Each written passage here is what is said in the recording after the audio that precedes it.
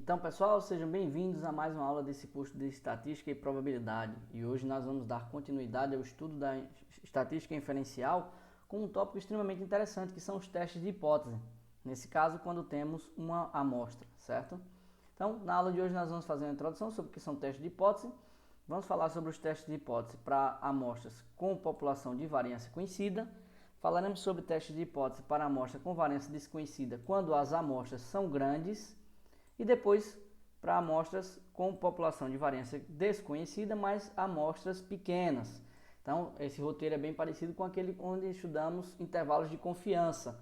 E a gente viu que existiam métodos para variância conhecida, para variância desconhecida mais amostra grande, e para a população com variância desconhecida, mas para amostras pequenas, certo? Naquela ocasião nós estudamos sobre como calcular o intervalo de confiança quando a variância é conhecida ou desconhecida mais amostra grande, utilizando a tabela Z, e com a variância desconhecida para amostras pequenas com a tabela T. Nós aprendemos sobre a tabela T de Student na última aula, como faz a consulta, etc. Então, agora que a gente já sabe estimar o intervalo de confiança para uma média, a gente pode aprender como testar uma afirmação sobre um determinado parâmetro, certo? E aí um teste de hipótese, ele vai ser um processo que usa estatística amostral para testar a afirmação sobre o valor de um parâmetro populacional. E aí pesquisas de campo em várias áreas do conhecimento, como medicina, psicologia, negócios, confiam nos testes de hipótese para tomar decisões, decisões que sejam fundamentadas sobre novos medicamentos, novos tratamentos, estratégias de mercado, enfim. Então, em vários âmbitos da ciência e da indústria, quando você não consegue consultar toda uma população para você tomar decisão, o que a gente faz coleta uma amostra que seja representativa, calcula o parâmetro que a gente quer testar, como por exemplo a média, o que a gente vai estudar nessa aula, Sempre a gente vai fazer testes com a média, e a gente tenta inferir, alguma hipótese, testar alguma hipótese sobre aquela média, sobre aquela média amostral que nós acabamos de descobrir. E a partir daí tomar decisões, certo? Sobre propor um novo medicamento, sobre propor um novo tratamento, sobre propor uma nova estratégia de mercado. Veja o seguinte exemplo. Suponha que um fabricante de automóveis anuncie que seu novo carro híbrido tem a média de quilometragem de 30 km por litro, certo? Então, o fabricante está propondo um novo carro e ele acredita que a média de quilometragem, o consumo que esse carro vai ter, vai ser de 30 km por litro. Como é que a gente pode avaliar se esse anúncio é verdadeiro ou falso, certo? Porque a gente sabe que a gente não pode testar todos os carros, a gente não consegue consultar todos os carros dessa marca que esse fabricante está produzindo para verificar se realmente essa média de quilometragem é de 30. Então o que a gente faz é testar uma hipótese sobre esse valor. Então a gente pode tomar uma decisão razoável sobre essa média de quilometragem retirando uma amostra aleatória dessa população de veículos e medindo a quilometragem em cada um. Então a gente faz esse estudo e coleta a média amostral, certo? Então, se a média amostral ela for diferente o suficiente da média do anúncio, a gente pode decidir se o anúncio está errado ou não. Ou seja, o anúncio diz, olha, a média de consumo desses carros Mi é de 30. E a gente vai e calcula a média amostral. E, sei lá, por exemplo aqui, suponha que a gente coletou uma amostra de 30 carros. A gente consultou a amostra com 30 veículos e mediu a quilometragem de cada um. Se a gente obter uma média amostral de 47 km por litro, nesses 30 veículos, com um desvio padrão de 5,5 km por litro, como é que a gente pode decidir se o anúncio é verdadeiro ou falso? Aí você pode pensar, antes de conhecer o teste de hipótese, bom, ele falou que era 30, e aqui está dando 47. Isso aqui é diferente o suficiente, com base num desvio padrão de 5,5? Não sei. Eu não sei dizer. 47 parece ser muito maior que 30, mas com base em que a gente pode afirmar isso aí? Certo? Então, uma afirmação sobre um parâmetro populacional, como a média, a variância, por exemplo, é chamada de hipótese estatística. É o que a gente quer estudar nessa aula. Então, para testar esse parâmetro, aqui a gente vai estudar só a média, a gente deve afirmar cuidadosamente um par de hipóteses. É assim que funciona o teste de hipótese, A gente formula duas hipóteses inicialmente. Uma que representa a afirmação que você quer testar, que é a hipótese nula, e a outra é o complemento dessa hipótese, que é a hipótese alternativa, certo? E aí a gente tem a hipótese nula, que a gente vai chamar de H0, e a gente tem a hipótese alternativa, que a gente pode chamar de HA ou H1. Você pode encontrar essas duas nomenclaturas nos livros, na literatura. H0 e HA ou H0 e H1. A hipótese nula é a hipótese estatística que contém a afirmação de igualdade, como maior ou igual, menor ou igual, ou simplesmente igual. E a hipótese alternativa é o complemento da hipótese nula, ou seja, a afirmação que deve ser verdadeira se H0 for falsa. Ou seja, se eu quero testar se uma média é igual a um determinado valor, sei lá, 30, qual seria a hipótese alternativa, né?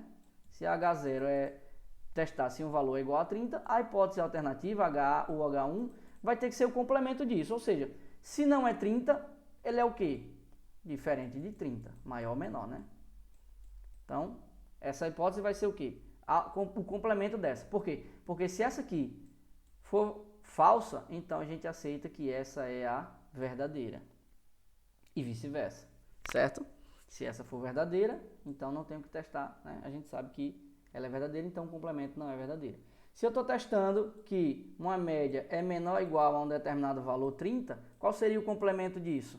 Ora, seria que a média se eu estou testando se é menor ou igual, o complemento seria maior. Porque se isso aqui for falso, então me sobra isso aqui para ser verdadeiro. Certo? Então, a gente pode ter afirmações do tipo, olha, eu posso ter H0 como sendo que a média é maior que um determinado K e a alternativa que ele é menor. O complemento dessa. Eu posso testar que a média é menor ou igual a um determinado K e a alternativa vai ser que ela é maior. Ou eu posso testar que a média é igual a um determinado K e a alternativa é que é diferente. Se essa aqui for verdadeira, essa aqui é falsa e vice-versa. Certo? Então, eu sempre tentei dois pares de hipóteses onde, em rejeitando uma, a gente aceita a outra. Então, dependendo do tipo de afirmação, a gente sempre começa o teste de hipótese assumindo que a condição da hipótese nula é verdadeira. Eu parto da suposição que a hipótese nula é verdadeira. E o que é que eu vou tentar? Eu vou tentar rejeitar essa hipótese.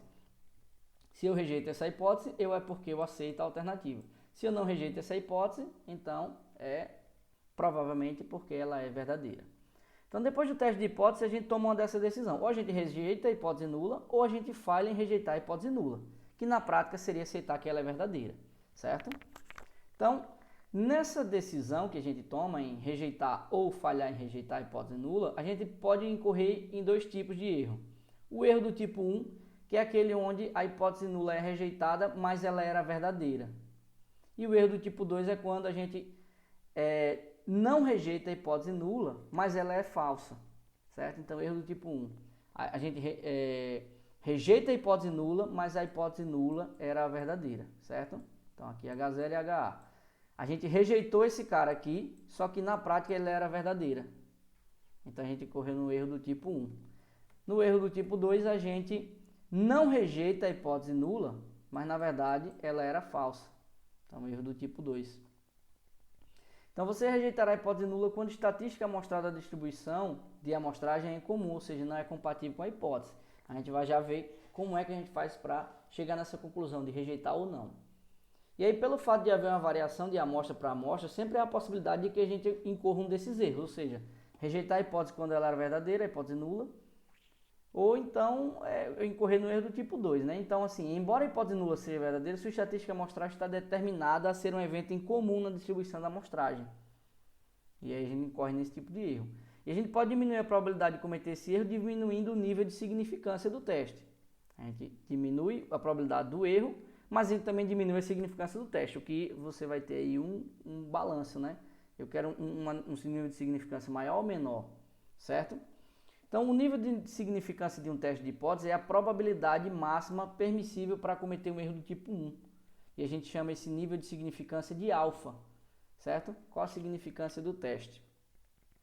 Então, considerando o nível de significância um valor pequeno, você está dizendo que quer que a probabilidade de se rejeitar a hipótese nula seja pequena, certo? Quanto menor a significância do teste, menor é a probabilidade de você rejeitar a hipótese nula. E aí você, que está analisando os dados, tem que pensar em qual o nível de significância. Quais são os níveis que a gente mais utiliza na prática, que mais se vê nos estudos por aí?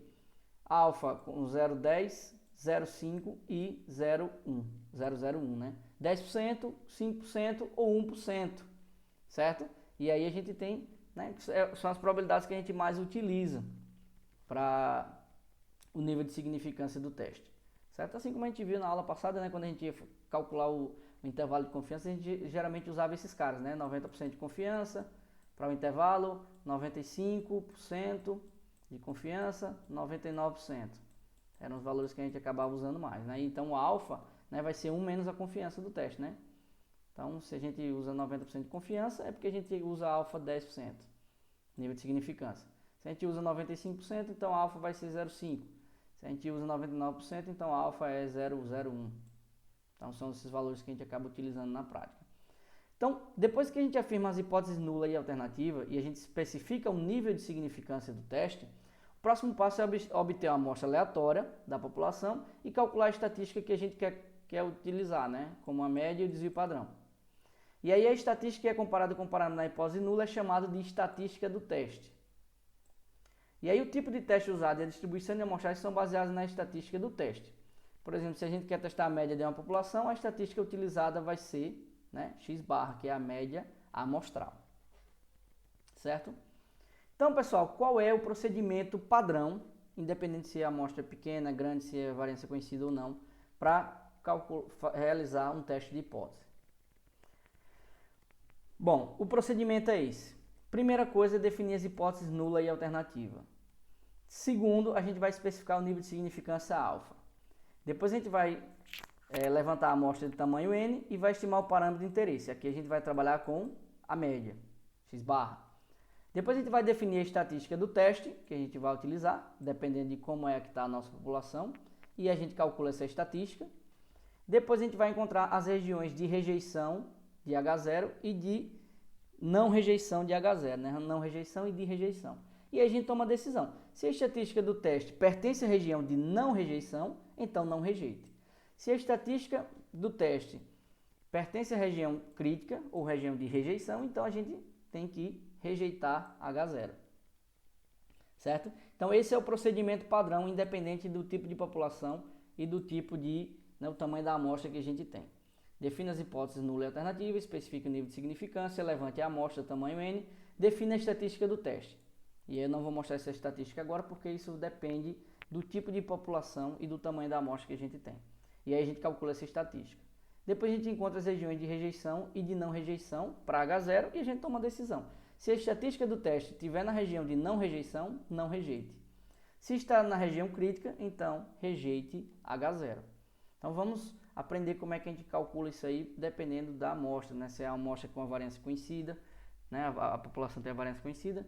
Se a população tem a variância desconhecida, mas a amostra é grande. Se a população tem a variância desconhecida, mas a amostra é pequena. Cada uma delas tem uma estatística do teste diferente.